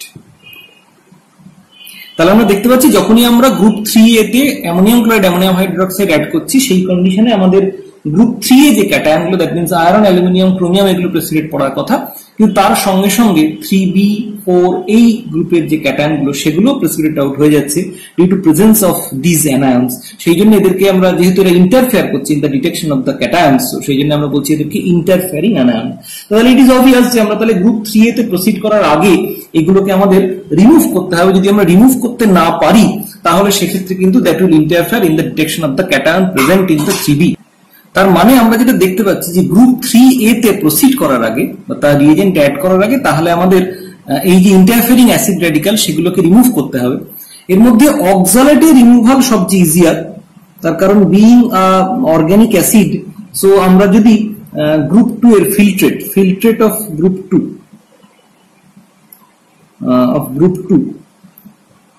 সেটাকে আমরা যদি ইভাপোরেট করি, ইভাপোরেট ড্রাইনেস, তার মানে হিট করে আমরা যদি পুরো জলটা উড়িয়ে দিই তাহলে আমরা দেখতে পাই যে এই অর্গানিক অ্যাসিডটা ডিকম্পোজ করে যায়।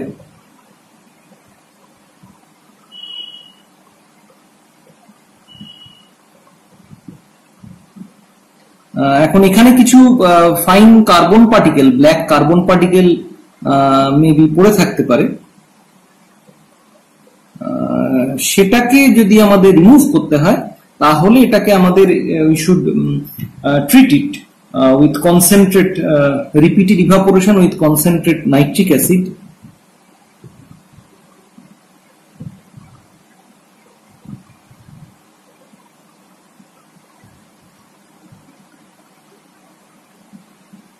এখন যেহেতু concentrate nitric acid is a oxidising agent, ফলত আমরা দেখতে পাই যে সেই কার্বন পার্টিকেল গুলো অক্সিডাইজড হয়ে সেটা পুরোপুরি রিমুভ হয়ে যায় ফ্রম দা রেসিডিউ। তার ফলে এইভাবে আমরা ফ্রি করতে পারি আমাদের যে গ্রুপ 2 এর যে ফিল্ট্রেট সেটাকে ফ্রম দা অক্সালেট আয়ন। এখানে একটা ছোট্ট কারেকশন একটুখানি নিডেড, সেটা হচ্ছে জিঙ্ক ইউরানিল অ্যাসিটেটের যে ফর্মুলা সেখানে এটা হবে না, CH3COH হবে না, CH3CO হবে। So please make a correction of it. Borate বা ফ্লোরাইডের ক্ষেত্রে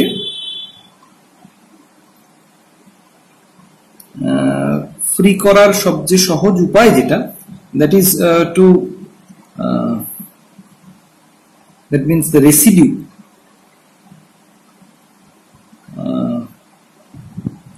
after evaporating the filtrate of group 2. তার মানে গ্রুপ 2 এর যে ফিল্ট্রেট সেটাকে ইভাপোরেট করার পর, ইভাপোরেট আমরা অলরেডি যেটা দেখেছি যে করেছি for the removal of the oxalate, তো সেই ইভাপোরেট করার পর যে রেসিডিউটা পড়ে রইল সেই রেসিডিউটাকে আমরা যদি কনসেন্ট্রেট HCl দিয়ে যদি আমরা রিপিটেডলি ইভাপোরেট করি, concentrate HCl repeatedly evaporated,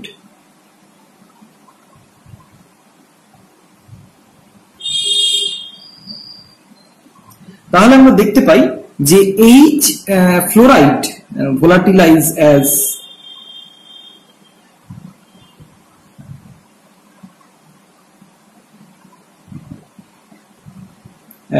HF and borate volatilize as H3BO3 or free boric acid. তাহলে এইভাবে এদেরকে রিমুভ করা সম্ভব in the form of free boric acid or HF। যদি এখানে ফ্লোরাইড না থাকে, শুধু যদি বোরেট থাকে, তাহলে সেক্ষেত্রে বোরেটকে রিমুভ করাটা আরো ইজিয়ার।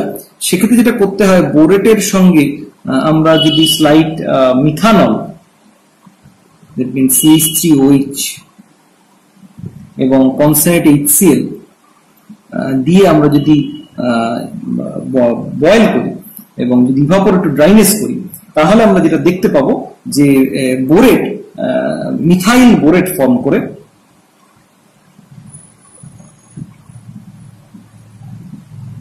ভোলাটিলাইজ হয়।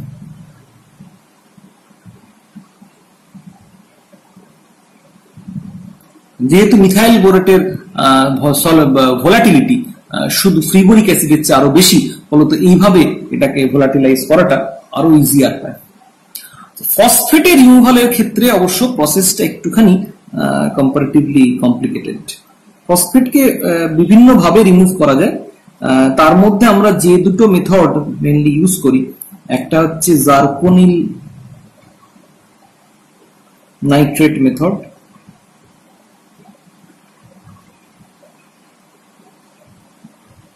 আর একটা হচ্ছে acetate buffer ferric chloride method.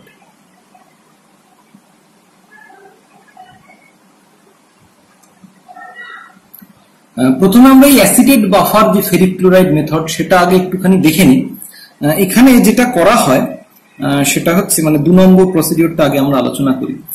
সেটা হচ্ছে গ্রুপ 2 ফিল্ট্রেট যেটা, তাতে 1 গ্রাম আমরা অ্যামোনিয়াম ক্লোরাইড অ্যাড করি, plus drop wise dilute ammonia until just alkaline.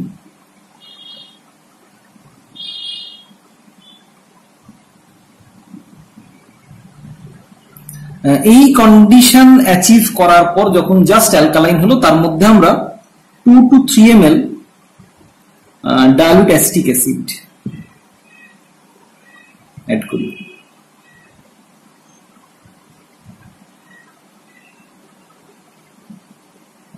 এর মধ্যে আমরা 10 ml 3 normal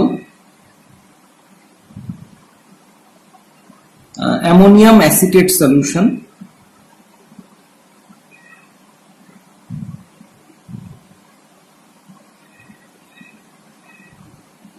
অ্যাড করি।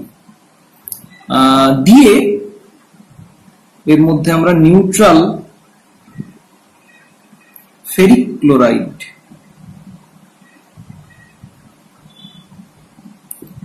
solution dropwise added,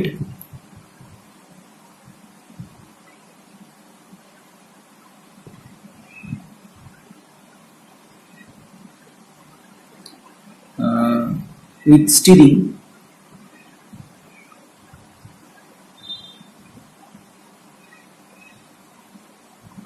until the solution acquired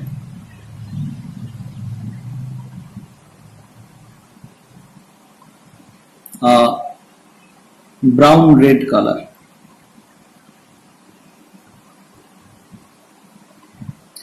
এখানে আমরা অ্যাকচুয়ালি এই যে অ্যামোনিয়াম অ্যাসিটেট এই কন্ডিশনে, এই মিডিয়ামে আমরা যখন ফেরিক ক্লোরাইড অ্যাড করছি, অবভিয়াসলি যদি ফসফেট প্রেজেন্ট থাকে, তাহলে আমরা যদি ফেরিক ক্লোরাইড অ্যাড করি, তাহলে ফেরিক ক্লোরাইড বা Fe3+ ফসফেটের সঙ্গে কম্বাইন করে ফেরিক ফসফেট জেনারেট করে বা প্রেসিপিটেটেড হয়। সেই ফেরিক ফসফেট হচ্ছে actually brown red in colour, ferric phosphate precipitated হয়। এবং এখানে ফেরিক আয়ন চুজ করার কারণ হচ্ছে এখানে অ্যাকচুয়ালি যে কোনো যদি গ্রুপ 3 এ মেটাল আয়ন প্রেজেন্ট থাকে, that means chromium or aluminium, তাহলেও সেটা ফসফেটের সঙ্গে ইনসলুবল কমপ্লেক্স তৈরি করতে পারে। কিন্তু যেটা সুবিধা হচ্ছে ফেরিক আয়ন ইউজ করার, যে একটা হচ্ছে ফেরিক ফসফেট হচ্ছে লিস্ট সলিবল, এটা হচ্ছে 1 নম্বর কারণ। সো দুটো কারণ এখানে রয়েছে ফেরিক আয়ন ইউজ করার। 1 নম্বর হচ্ছে ফেরিক ফসফেট লিস্ট সলিবল,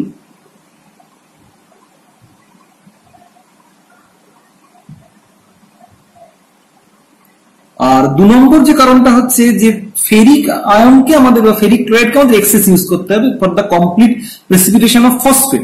এখন সেই এক্সেস যে ফেরিক, সেইটা কিন্তু যদি থেকে যায় সলিউশনে, তাহলে সেটা পরবর্তীকালে প্রবলেম তৈরি করতে পারে। তো তার ফলে এই ফেরিক, সেটাকে কিন্তু আমাদের রিমুভ করাটা খুব ইজিয়ার বাই দ্য হাইড্রোলিসিস, কারণ আমরা জানি ইজিলি আমরা সেটাকে হাইড্রোলিসিস করে ফেরিক হাইড্রোক্সাইড হিসেবে প্রেসিপিটেট করতে পারি। So excess ferric ion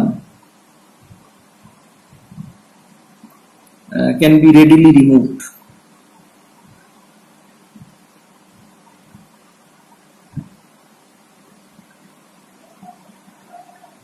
so এই কারণে আমরা ফেরিক আয়নকে চুজ করেছি ফর দ্য প্রেসিপিটেশন, কারণ এখানে যে ফেরিক অ্যাসিডেট তৈরি হবে সেটাকে আমরা ইজিলি হাইড্রোলিসিস করে ফেরিক হাইড্রোক্সাইড হিসেবে প্রেসিপিটেট ফেলে দিতে পারি এবং ফিল্টার করে নিলেই আমাদের that is free from ferric ion.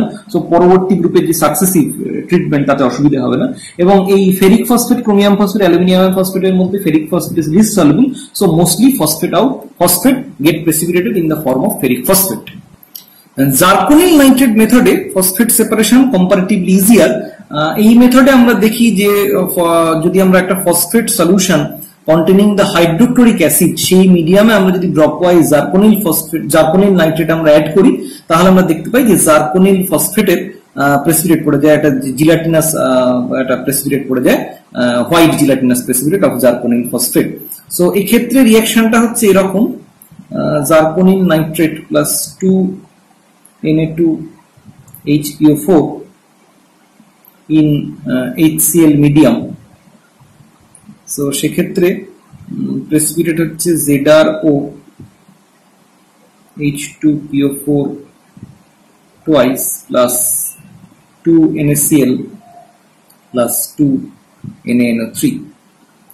So for Jarconil nitrate method, phosphate separation is much easier.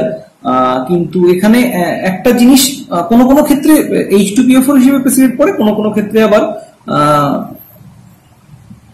এইরকম ভাবেও প্রেসিপিটেট করে, ZrO NO3 twice plus Na2HPO4 ZrO HPO4 plus 2NaNO3.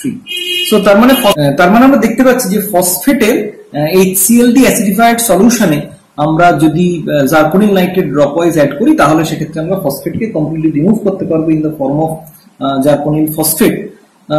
তবে এখানে যেহেতু জারকোনিল নাইট্রেটের খরচ বেশি, ফলত কস্টলি মেটেরিয়াল, ফলত আমরা সেই জন্য অনেক ক্ষেত্রে জারকোনিল নাইট্রেট মেথডে ফসফেটকে সেপারেট করি না, আমরা ফেরিক ক্লোরাইড অ্যাসিডেট বাফার মেথডে আমরা সেটাকে সেপারেট করে থাকি। সো তাহলে এইভাবে আমাদের যে ইন্টারফেরিং অ্যাসিড রেডিক্যালের জন্য যে প্রবলেম, সেগুলোকে রিমুভ করা সম্ভব। তার মানে আমরা যেটা বুঝতে পারছি যে গ্রুপে আমাদের ক্যাটায়ন গুলোকে সেপারেট আউট করার আগে যেটা করতে হবে সেটা হচ্ছে আমাদের যে অ্যানায়ন গুলো প্রেজেন্ট রয়েছে, আগে সেগুলোকে চেক করে দেখতে হবে যে কি ধরনের অ্যানায়ন প্রেজেন্ট বা কোন কোন অ্যানায়ন আমাদের স্যাম্পলে প্রেজেন্ট। এবং সেটাকে আইডেন্টিফাই করার পর যদি দেখতে পাওয়া যায় যে সেখানে ইন্টারফেরিং অ্যাসিড রেডিকাল প্রেজেন্ট রয়েছে, তাহলে সেক্ষেত্রে কিন্তু আমাদের গ্রুপ 2 অনওয়ার্ডস প্রসিড করার আগে সেই ইন্টারফেরিং অ্যাসিড রেডিকাল গুলোকে by the following treatment or by this treatment separate করে তারপরে কিন্তু গ্রুপ 3 অনওয়ার্ডস যে ক্যাটায়ন গুলো তাদের কিন্তু টেস্টের জন্য আমাদের প্রসিড করতে হবে। যদি সেটা আমরা না করি তাহলে কিন্তু ammonium chloride, ammonium hydroxide group 3 তে অ্যাড করার সঙ্গে সঙ্গে তারপরের গ্রুপের যে সাবস্টেন্স মেটাল আয়নগুলো রয়েছে সেগুলোও কিন্তু প্রেসিপিটেট আউট হয়ে যাবে। তো তার মানে আমাদের গ্রুপ 2 তে, তার মানে আমাদের ক্যাটায়নের যে মেটাল আয়নগুলো, যে ক্যাটায়নগুলো যেগুলো সেগুলো টেস্ট করার আগে আমাদের কিন্তু অ্যানায়ন কি কি প্রেজেন্ট আছে সে ব্যাপারে আমাদের একটা ক্লিয়ার আইডিয়া থাকা দরকার। তা না হলে কিন্তু আমরা সাকসেসফুলি গ্রুপ সেপারেশনটা করতে পারবো না। সো আজকে আমরা এখানেই শেষ করব, যদিও এটাই that is not the complete discussion on the qualitative analysis of cation and anion. আমরা এখানে শুধুমাত্র সেই অংশটুকুনি পড়ার বা বোঝার চেষ্টা করলাম যেটা আমাদের ক্যালকাটা ইউনিভার্সিটি সেমিস্টার 6 এর সিলেবাসে রয়েছে সেই অংশটা। এছাড়া অবভিয়াসলি এর বাইরে আরো অনেক কিছু রয়েছে এই একটা কোয়ালিটেটিভ অ্যানালিসিস সাকসেসফুলি করার জন্য। সেখানে যেমন ড্রাই টেস্ট রয়েছে ক্যাটায়নের, অ্যানায়নের ড্রাই টেস্ট রয়েছে, অ্যানায়নের ডিটেলস ওয়েট টেস্ট রয়েছে, সেগুলো করে আমরা অ্যানায়নকে কনফার্ম করব। তারপরে আমাদের এই ক্যাটায়নের যে কনফার্মেটরি টেস্ট বা গ্রুপ সেপারেশন সেই জায়গাটা আসবে। So there are many more. আমরা শুধুমাত্র কমপ্লিট অ্যানালিসিসের জন্য, কোয়ালিটেটিভ অ্যানালিসিসের জন্য ইনঅর্গানিক, তার জন্য আরো অনেক কিছু আমাদের করতে হবে। কিন্তু আমরা শুধুমাত্র এখানে ক্যালকাটা ইউনিভার্সিটি সেমিস্টার 6 এর যে অংশটুকুনি থিওরিটিক্যাল পার্টে রয়েছে আমরা শুধুমাত্র সেই অংশটা আলোচনা করলাম। সো আমরা আজকের মতো এখানেই থামবো। আমাদের এই অংশটার আলোচনা এখানেই আমাদের শেষ।